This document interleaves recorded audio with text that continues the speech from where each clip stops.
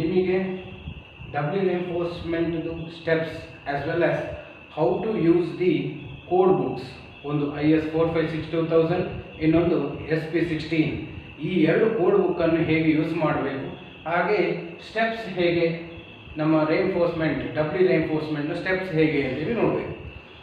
ಮೊದಲಿಗೆ ನಾವು W ರೇನ್ಫೋರ್ಸ್ಮೆಂಟ್ beam ಅಂತ ಹೇಳಿದ್ರೆ ಏನು ಅಂತೇಳಿ ನಾವು ಗೊತ್ತು ಮಾಡಬೇಕು. If in a simple beam, ಒಂದು ಬೀಮ್ ಉಂಟು ಅಂತೇಳಿ ಆದರೆ ಆ ಬೀಮಿಗೆ ಒಂದು ನ್ಯೂಟ್ರಲ್ ಆಕ್ಸಿಸ್ ಲೈನ್ ಅಂತೇಳಿ ಇರ್ತದೆ.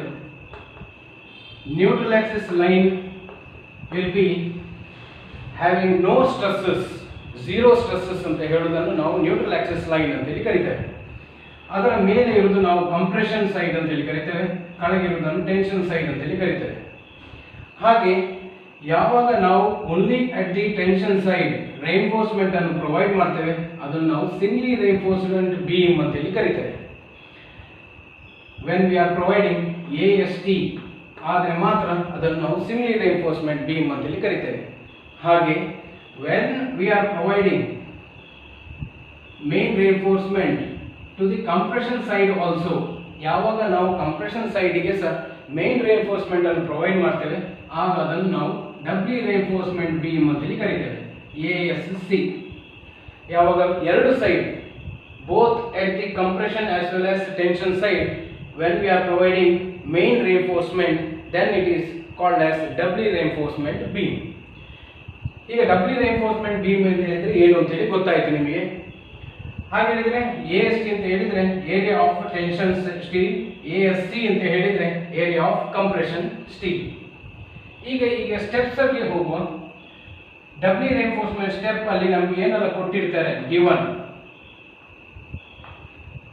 ಏನೆಲ್ಲ ಕೊಡ್ತಾರೆ ಅಂತ ಹೇಳಿದ್ರೆ B ಅನ್ನು ಕೊಡ್ತಾರೆ, breadth of the beam, overall depth or effective depth ಅನ್ನು ಕೊಟ್ಟಿರ್ತಾರೆ. ಹಾಗೆ area of tension side AST, ಅದರಲ್ಲಿ ಕೆಲವೊಮ್ಮೆ ನಂಬರ್ ಆಫ್ ಬಾರ್ಸ್ ಮತ್ತೆ ಡಯಾಮೀಟರ್ ಕೊಟ್ಟಿರ್ತದೆ ಅಥವಾ ಡೈರೆಕ್ಟ್ಲಿ ಕೊಟ್ಟಿರ್ತಾರೆ. ಹಾಗೆ ಏರಿಯಾ ಆಫ್ ಕಂಪ್ರೆಷನ್ ಸ್ಟೀಲ್ ಕೊಟ್ಟಿರ್ತಾರೆ. FCK characteristic strength of concrete, ಹಾಗೆ FY yield strength of steel reinforcement ಕೊಟ್ಟಿರ್ತಾರೆ. ಎಲ್ಲಿಯಾದರೂ ನಮಗೆ ಲೋಡ್ ಅನ್ನು ಕ್ಯಾಲ್ಕುಲೇಷನ್ ಮಾಡಬೇಕು ಅಂತ ಹೇಳಿದ್ರೆ ಸ್ಪ್ಯಾನ್ ಅನ್ನು ಸಹ ಕೊಟ್ಟಿರ್ತಾರೆ, L ಅನ್ನು ಕೊಟ್ಟಿರ್ತಾರೆ, ಸ್ಪ್ಯಾನ್ ಎಫೆಕ್ಟಿವ್ ಸ್ಪ್ಯಾನ್ ಅನ್ನು ಕೊಟ್ಟಿರ್ತಾರೆ. ಹಾಗೆ ಎಫೆಕ್ಟಿವ್ ಕವರ್ ಅನ್ನು ನಮಗೆ ಕೊಟ್ಟಿರ್ತಾರೆ, D'. ಏನು ಹುಡುಕಬೇಕು ಟು ಫೈಂಡ್, ಏನು ಹುಡುಕಬೇಕು ಅಂತ ಹೇಳಿದ್ರೆ either factored moment MU or moment of resistance M, or ಎಲ್ಲಿಯಾರು ಲೋಡ್ ಕ್ಯಾಲ್ಕುಲೇಷನ್ ಮಾಡಲಿಕ್ಕಿದ್ರೆ ಸ್ಮಾಲ್ W, ಟೋಟಲ್ ಲೋಡ್ ಅಥವಾ safe UDL, or live load ಅನ್ನು ಕ್ಯಾಲ್ಕುಲೇಷನ್, ಸೂಪರ್ ಇಂಪೋಸ್ ಲೋಡ್ ಅಥವಾ ಲೈವ್ ಲೋಡ್ ಅನ್ನು ನಾವು ಕ್ಯಾಲ್ಕುಲೇಷನ್ ಮಾಡಬೇಕಾಗ್ತದೆ. ಇಷ್ಟನ್ನು ಅವರು ಕೊಟ್ಟಿರ್ತಾರೆ, ಯಾವುದು ಹುಡುಕಬೇಕು ಅಂತೇಳಿ ಕೊಟ್ಟಿದ್ದೇನೆ.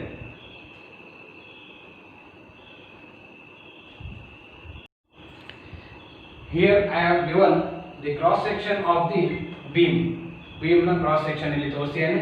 ಹಾಗೆ ಎಲ್ಲದರದ್ದು ನೇಮಿಂಗ್ ಅನ್ನು ಕೊಟ್ಟಿದ್ದೇನೆ, ಎಲ್ಲಿಂದ ಎಲ್ಲಿವರೆಗೆ ಅಂತೇಳಿ ನೇಮಿಂಗ್ ಅನ್ನು ಕೊಟ್ಟಿದ್ದೇನೆ. So B is from here to here, breadth of the beam or width ಅಂತೇಳಿ ಕರಿತೇವೆ.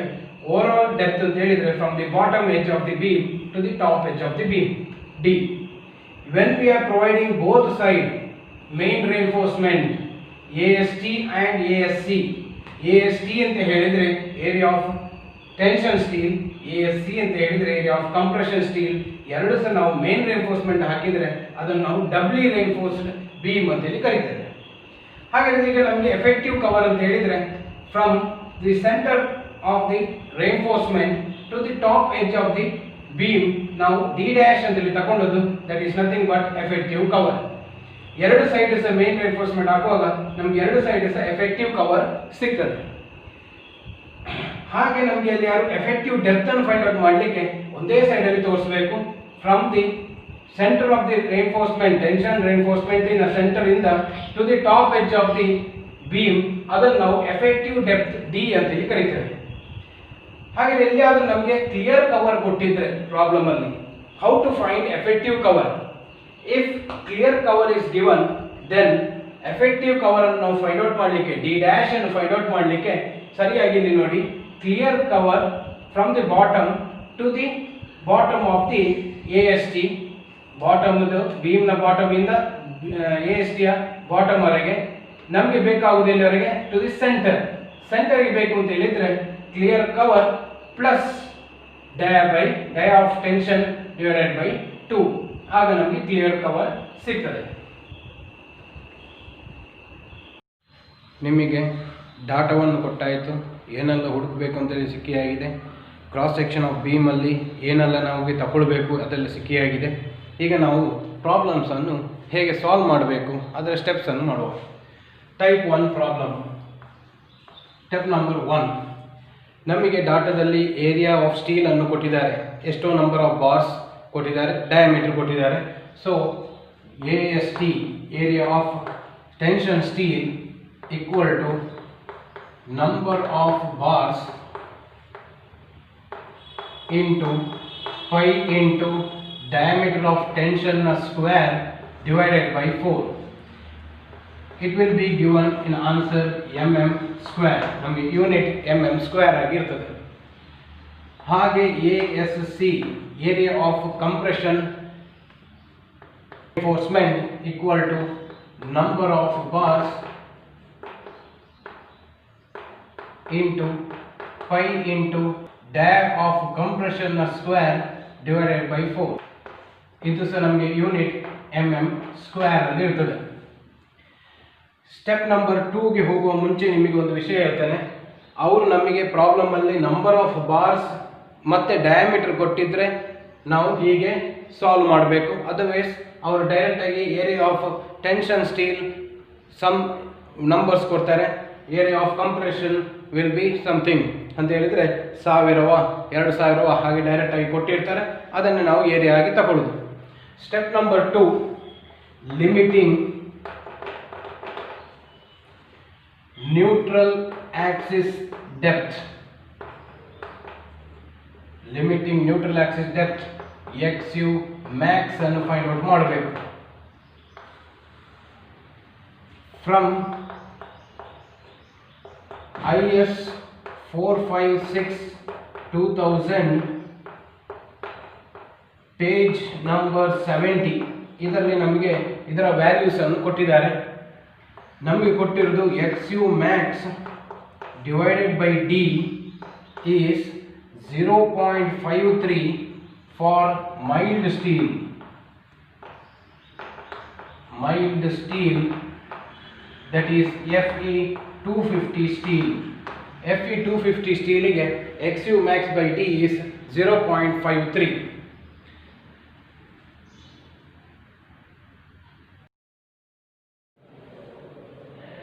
ಹಾಗೆ XU max by D equal to 0.48 for Fe 415 steel. ಹಾಗೆ ನಾವು ನೆಕ್ಸ್ಟ್ ನೋಡಬೇಕು ಅಂತ ಹೇಳಿದ್ರೆ ಇದು ಸಹ ಆನ್ಸರ್ ನಮಗೆ mm ಅಲ್ಲಿ ಸಿಗ್ತದೆ. Next step number 3, either we can use 2 methods. ಎರಡು ಸಲ ನಿಮಗೆ ತೋರಿಸ್ತೇನೆ. First method to find FSC ಅಂತ ಹೇಳಿದ್ರೆ stress in compression. Stress in compression ಅನ್ನು ಫೈಂಡ್ ಔಟ್ ಮಾಡಬೇಕು ಅಂತ ಹೇಳಿದ್ರೆ, FSC ವ್ಯಾಲ್ಯೂ ಬೇಕು ಅಂತ ಹೇಳಿದ್ರೆ we have to do first strain in compression. Strain in compression, ESC equal to 0.0035 into XU max minus D dash divided by XU max.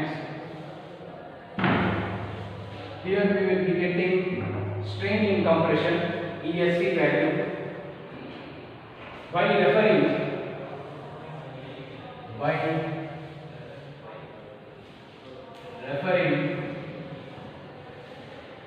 SP 16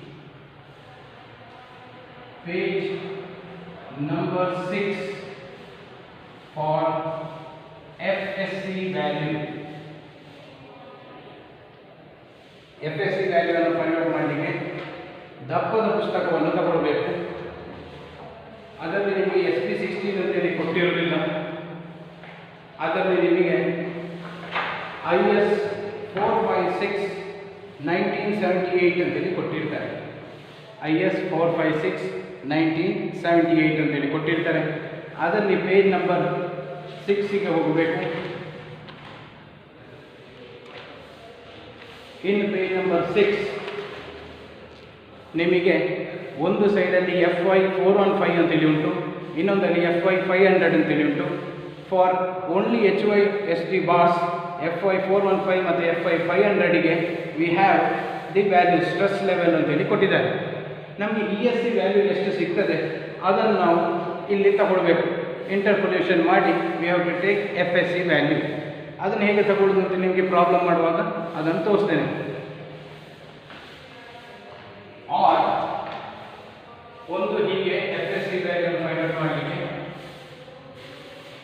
Newton per millimetre square ಅಂತ ಬರ್ತದೆ. ಅದೇ step ಅನ್ನು ನಾನೀಗ ಒಂದ್ಸರಿ repeat ಮಾಡ್ತೇವೆ. Step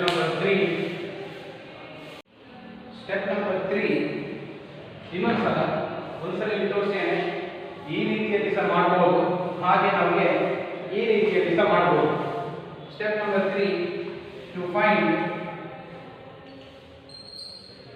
FSC ಅಂತ ಹೇಳಿದರೆ stress in compression ಅನ್ನು ಫೈಂಡ್ ಔಟ್ ಮಾಡಲಿಕ್ಕೆ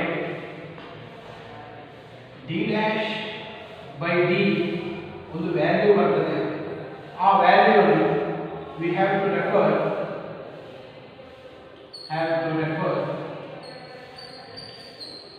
SP 16 page number 30. ಇದನ್ನು ನೋಡಿಕೊಂಡು ನಾವು FSC ವ್ಯಾಲ್ಯೂ ಅನ್ನು ಫೈಂಡ್ ಔಟ್ ಮಾಡ್ತೇವೆ. Newton per millimetre square. Page number 13 ಅಂತ ಹೇಳಿದರೆ ನಿಮಗೆ ಈಗ ತೋರಿಸ್ತೇನೆ. ಪೇಜ್ ನಂಬರ್ 13 ಅಲ್ಲಿ D'/D ಇಲ್ಲಿ ಇರ್ತದೆ. FI ವ್ಯಾಲ್ಯೂ 415 ಅಥವಾ 500 ಆಗಿರ್ತದೆ. ಇಲ್ಲಿ ನಿಮಗೆ ವ್ಯಾಲ್ಯೂಸ್ ಕೊಟ್ಟಿರ್ತಾರೆ. ಆ D'/D ಇದು ವ್ಯಾಲ್ಯೂ 0.05 0.10 0.15 ಅದಕ್ಕೆ ರಿಲೇಟೆಡ್ ಆಗಿ FSC ವ್ಯಾಲ್ಯೂ ನಮಗೆ ಸಿಗ್ತಾ ಹೋಗ್ತದೆ. ಸೊ FSC ಫೈಂಡ್ ಔಟ್ ಮಾಡಿ ಆದಮೇಲೆ ಸ್ಟ್ರೆಸ್ ಇನ್ ಕಂಪ್ರೆಷನ್ ನಾವು ಫೈಂಡ್ ಔಟ್ ಮಾಡಿ ಆದಮೇಲೆ ನೆಕ್ಸ್ಟ್ ಸ್ಟೆಪ್ ಏನು ಅಂತ ಹೇಳಿದ್ರೆ we have to find the areas calculate ಮಾಡಬೇಕು. ಸಿನ್ಸ್ ಬೀಮ್ ನಮಗೆ ಡಬ್ಲ್ಯೂ ರಿಇನ್ಫೋರ್ಸ್ಮೆಂಟ್ ಆದ ಕಾರಣ ಎರಡು ಬದಿ ಸಹ ಮೇನ್ ರಿಇನ್ಫೋರ್ಸ್ಮೆಂಟ್ ಆಗಿರುವ ಕಾರಣ ಬರೀ AST ಇರುವುದಿಲ್ಲ. AST ಕಂಪ್ರೆಷನ್ ಅಲ್ಲಿ ಆಚೆ ಈಚೆಗೆ ಸ್ಪ್ರೆಡ್ ಆಗ್ತಾ ಇರ್ತದೆ. ಸೊ AST 1 AST 2 ಎರಡನ್ನು ಸಹ ಕ್ಯಾಲ್ಕುಲೇಟ್ ಮಾಡಬೇಕಾಗ್ತದೆ. So we have formula for AST 2 equal to 0.87 FY divided by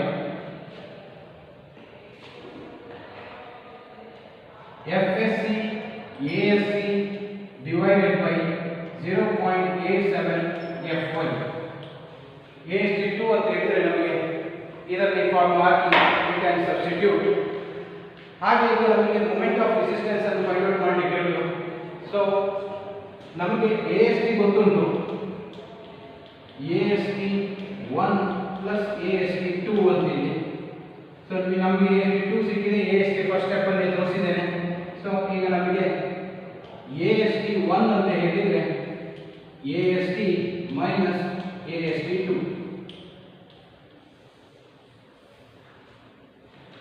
area ಸಿಕ್ಕಿದ್ದು. ಈಗ ನಮಗೆ ಡೈರೆಕ್ಟ್ ಆಗಿ ನ್ಯೂಟ್ರಲ್ ಆಕ್ಸಿಸ್ ಡೆಪ್ತ್ ಅನ್ನು ಬೇಕು.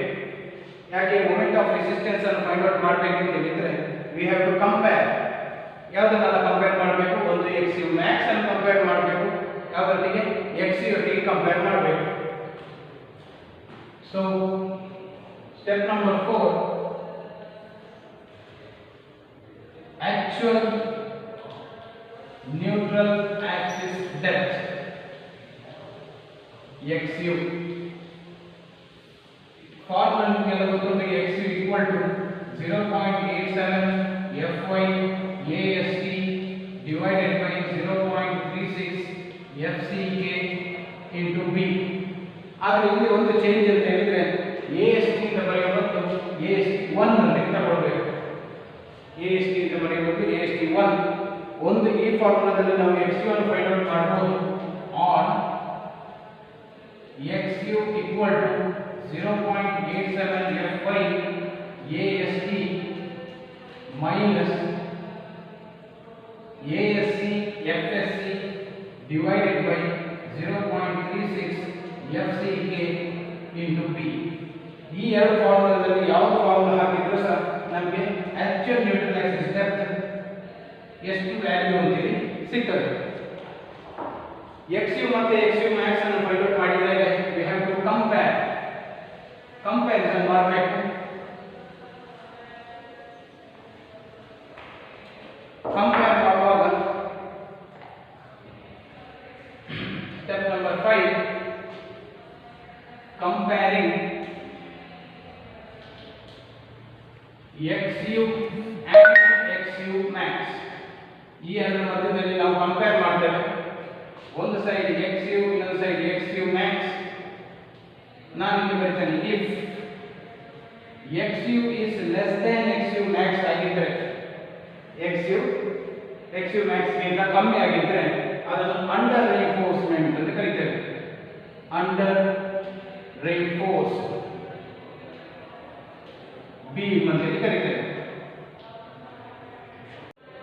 ನಮಗೆ XU less than XU max ಆಗಿದ್ದರೆ ಅದು ಅಂಡರ್ ರಿಇನ್ಫೋರ್ಸ್ಡ್ ಬೀಮ್ ಸೆಕ್ಷನ್ ಆಗಿರ್ತದೆ. ಅಂಡರ್ ರಿಇನ್ಫೋರ್ಸ್ಮೆಂಟ್ ಆಯಿತು ಅಂತ ಹೇಳಿದ್ರೆ ನಮಗೆ ಅಲ್ಟಿಮೇಟ್ ಮೂಮೆಂಟ್ ಆಫ್ ರೆಸಿಸ್ಟೆನ್ಸ್ ಅಥವಾ ಫ್ಯಾಕ್ಟರ್ಡ್ ಮೂಮೆಂಟ್ ಆಫ್ ರೆಸಿಸ್ಟೆನ್ಸ್ MU ಅನ್ನು ಕ್ಯಾಲ್ಕುಲೇಟ್ ಮಾಡಬೇಕು. MU ಅನ್ನು ಕ್ಯಾಲ್ಕುಲೇಟ್ ಮಾಡಲಿಕ್ಕೆ formula MU equal to 0.36 FCK B into XU D minus 0.42 XU plus FSC ASC D minus D dash.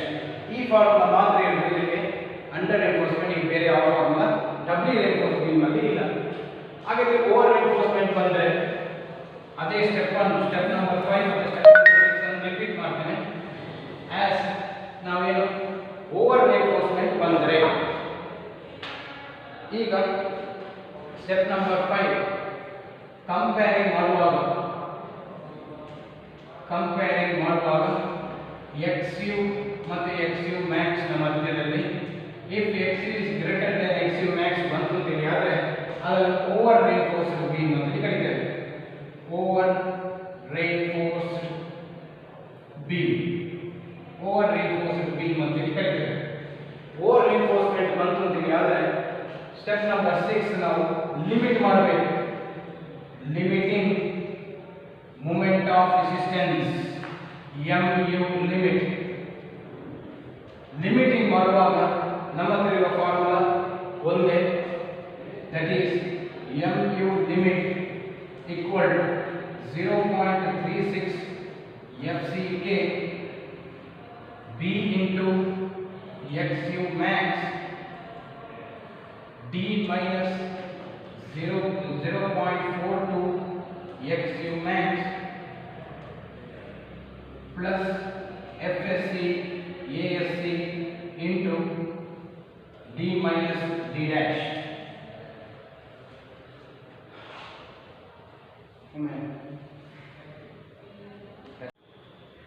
ಇಲ್ಲಿ XU max ನ ಜಾಗದಲ್ಲಿ ನಾವು ಈಗಾಗಲೂ ಬೇರೆ ಬೇರೆ ಸ್ಟೀಲ್ ನಮಗೆ XU max ನ ವ್ಯಾಲ್ಯೂ ಅನ್ನು ಹಾಕಿದ್ರೆ ನಾವು ಸಿಂಪ್ಲಿಫೈ ಮಾಡಿಕೊಂಡು ಓವರ್ ರಿಇನ್ಫೋರ್ಸ್ಡ್ ಫಾರ್ಮುಲಾ ಅನ್ನು ಸಿಂಪ್ಲಿಫೈ ಮಾಡಬಹುದು. ಇಫ್ FE 250 ಸ್ಟೀಲ್ ಆಗಿದ್ರೆ MU limit equal to 0.149 FCK B into D square plus FSC ASC D minus D dash.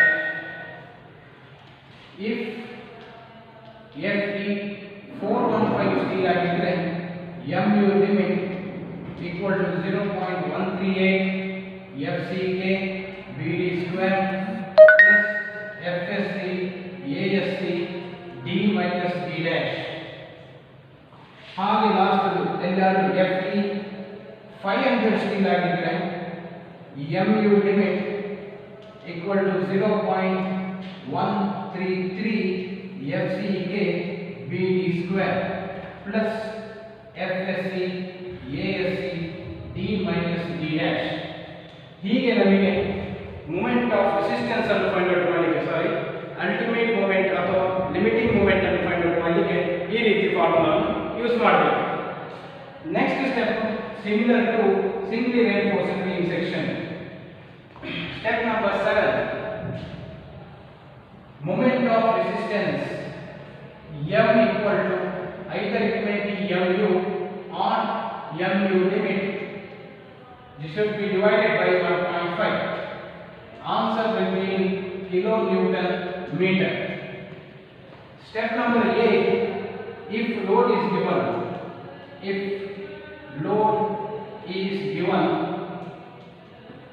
then solve the problem similarly to singly reinforced beam analysis.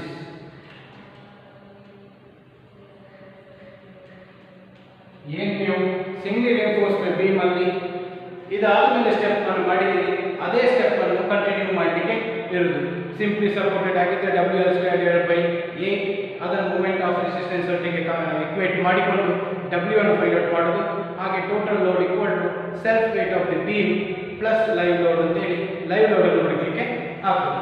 ಇದು type 1 problem.